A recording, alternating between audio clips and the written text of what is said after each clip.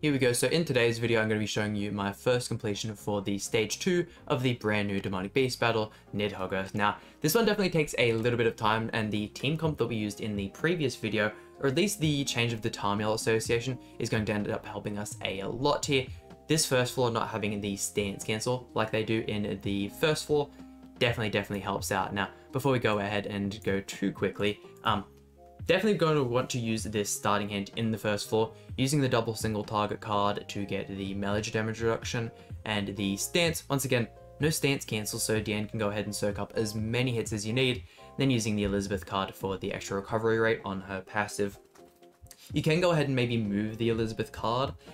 That way, if you potentially get any merges, anything like that in the second turn, could be a little bit easier to go ahead and get the extra ult gauge. But I feel like even if you get that extra ult gauge, you still can't push any damage reduction from melee, anything like that. So you're just going ahead and using it this turn, getting yourself that extra HP in the next one is very valuable. Now, in this turn, definitely want to go ahead and focus the Elizabeth ultimate. So most of the times what you just have to do, keep moving that buff card or that buff cleanse card. I don't get any buffs from it on the level 1 here. Did I just go completely AFK? Hello? Okay, so yeah, there we go. Merge, use the cleanse card. The corrosion just does so much damage that you're really going to struggle in this one. Now, in this turn, depending on how well built your characters are, you can definitely see Freya die, and then sometimes using different team comps or even not using that same starting hand trying to push the damage reduction, you can see Freya getting it really low. But as you can see, we're going to head and go use the Elizabeth heal card.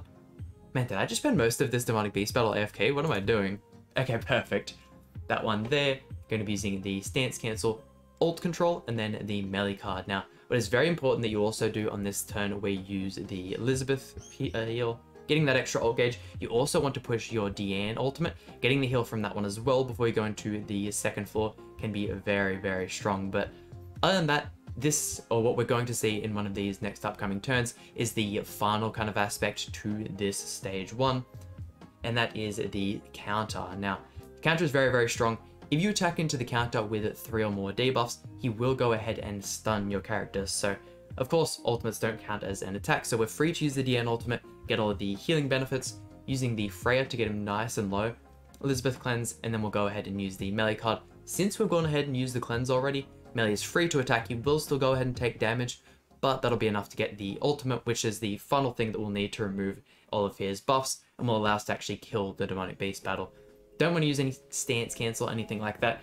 If you go ahead and use the melee ultimate and don't kill, you'll see the boss will pretty much one-tap you and get infinite defense. So really saving the melee ultimate until the final turn when you know you're ready to go ahead and move into the next phase. Gonna take quite a bit there from the ultimate. These runs, even though they'll look like they go really bad, it is so RNG dependent. You can be so on the verge of death that it can almost seem like there's nothing bringing you back. And if we didn't have that Elizabeth card there to push the ult for the next phase, then yeah, we definitely would have lost. Now, moving into the next phase, the most important thing I'd find is using your Elizabeth heals before you go ahead and do any of the stance cancel. As the boss comes up here, you'll see he has the 3 grey debuffs. They give insane amounts of damage reduction, but when you remove one, you get the infect on your whole team, so you're completely unable to heal. Unfortunately, no stance cancels as of yet. That is alright though, because we still need to get the heal. You can still do damage without having it, but as you can see, even in level 2 cleave card, not doing a crazy amount. Melee will only do damage on this phase if he gets the crits. So I would recommend, maybe if you're a super high CC whale, or maybe if you just have a couple crit chance rolls on your melee gear, definitely really strong. And then you also want to have the Deanne stance going into this turn. He's pretty much only single target cards, so she's going to be soaking up heaps of damage once again. Having the Tarmiel Grace on her really messes us up in the first floor, but in the second one is going to be very beneficial. Don't know why I go ahead and use the melee single target card first here. I think I was also watching the amazing live stream at this point, so I was kind of focusing between the two, which is why I probably look like I am AFK at certain points. Doing the Elizabeth card out there. Once again, just getting that recovery rate up very strong. And then we're looking alright. We're going to be able to Freya ult and go ahead and get the stance merger. I do believe in this turn as well, the boss should go ahead and put up his stance as well. So always saving your melee ultimate or even just a Freya card to remove the stance is very important.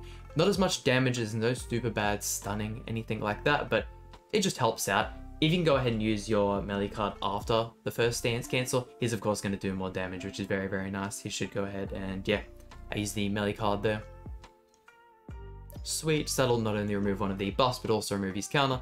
Diane, bring the taunt up again, and then the melee card will actually start doing a little bit of damage, which is very, very nice. Preparing for the third floor, you're going to want to have as many damage cards built up as possible. Also, having a cleanse can be very important because the second you go into the third floor, you're going to get 3 of the encroach debuffs. Is that the one with the little skull? I can't remember the name of all the debuffs, but you're going to get 3 of those. And he's also going to get a buff where he's going to deal a lot of damage if you don't deal at least 50% of his HP in the first turn. So he does also have a HP related stat buff, which you can remove with the melee ultimate, which is very, very strong. Go for the Elizabeth card here, just try and get the more heals. The debuff's there for the infect, so we're not going to get anything anyways, but at least when that's gone, we could get a little bit back. Yeah, a lot of thinking. You're going to be spending a lot of time, and you really don't want to mess up a turn, because the second you go ahead and do that, you're not able to reset, and it's really, really annoying. Yeah, not the greatest card RNG. Once again, you want to be saving as many of those cards for the final phase, because if you don't deal that damage in the first turn, it can be pretty hard to bring it back. Now, I do think I actually end up losing my Freya as well, which was alright, because I didn't really plan on going for the floor 3 completion on the first week of the Demonic Beast battle, so I was like, why not? It'll be a wrap if I got better card RNG anyway. You could have seen me living with the Freya going on to the 3rd floor, so once again, so RNG dependent. It's kind of annoying, but hey, it is what it is. Netmarble is going to keep dropping content, and we have until April, I believe, until we get another Ragnarok character, or even another Ragnarok Holy Relic, so yeah, this content is going to be looking like this for a little bit. I wouldn't advise losing your sanity over getting the floor 3 completion, unless of course you have plenty of spare time, then by all means go ahead and do so. Getting the heal off there since we don't have any of the infect on us. Now, with the counter, he will, of course, give the infect on the Meliodas there. Everyone else is fine, but the character that attacks into him will end up getting the debuff. Elizabeth getting the cleanse is perfect. Now, I think I may actually go ahead and use the melee ultimate to get us into the floor 3, which I usually wouldn't recommend, but if it works, it works. So, as long as you have enough damage cards built up, which if you get the Freya ultimate, should be fine. Really keen to see what I do here. Do I go for just the level 1? Yeah, okay, so I do go ahead and keep the melee ultimate. I was going to say, there's no way I go ahead and use the melee ultimate and go into the final phase without it. Yeah, this single target card doing enough damage. This is so ideal of a run. Having melee ultimate, Freya ultimate, and an extra melee card will be more than enough to get us through this first kind of percent. So, basically what you have to do, going to the final floor, if you don't deal at least 50% damage to the Demonic Beast battle, or have him below 50%, he'll get a whole bunch of grey attack buffs and will easily do heaps of damage to you. He's going to do most of your HP. If you end up surviving, you're going to have a hard time bringing it back. He doesn't remove the debuffs at any point, so ideal turn, we cleanse all of the debuffs. Melee removes the buff so he can deal a lot more damage with the Freya. Freya easily gets him below the 50%, and that's when you can actually go ahead and start removing the bar on the right-hand side, on the left-hand side. Look at me, rambling on, can't even get my lefts and rights straight. Having that stance up in the first turn would have been nice, but you're going to end up taking a lot more damage not getting him below the 50%, so it's fine having Freya tank all this damage. As you can see, he's primarily using single target cards, so once Diane gets that taunt up, going to be fine having her tank pretty much everything else. And then at this point, just keeping his HP down, trying to keep your team as high as possible. There's not really a whole bunch of gimmicks other than the main one, keeping him below that 50%. So it's a strong gimmick, but you don't have to think about a crazy amount.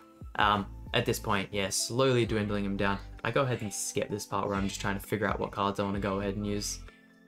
Yeah, because I was thinking for quite some time there. So there we go, get the heal on the Freya. Also going to increase his recovery rate. We might go ahead and see him die in this turn because the Demonic Beast battle is going to be using their ultimate.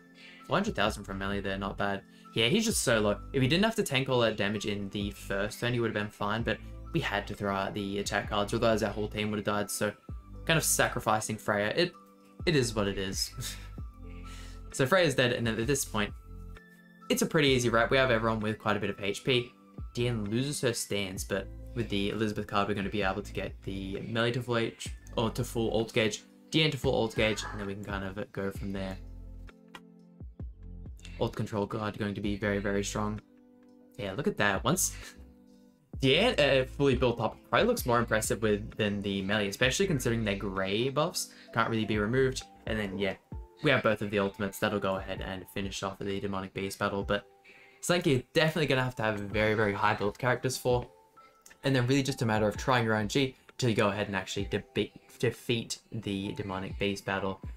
Man, this thing is an absolute slaughter. I'm just so mentally drained from trying to do this one all morning, as you can probably tell from me just stuttering my words everywhere. But there you go. I'm hoping this week I can go ahead and get the floor 3 completion out just for video's sake, but we'll go ahead and see. Now I will go ahead and switch over to Grand Cross just to go ahead and show the team. Now, if you guys saw the first video, exact same team.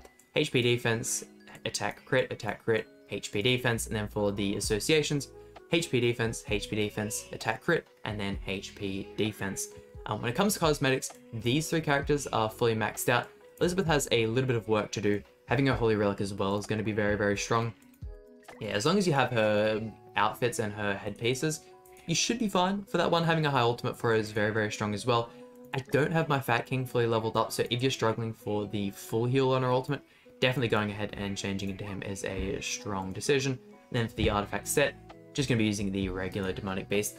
I can imagine within the next couple of weeks, or maybe by the time we get the next Ragnarok update, we'll get a new set using the Skull and Hardy cards to kind of help us out with this. But until then, we are going to be struggling. So once again, that just about does it for today's video. Hope you guys enjoyed. It really means a lot to me. And I'll see you guys for some more Grand Cross content.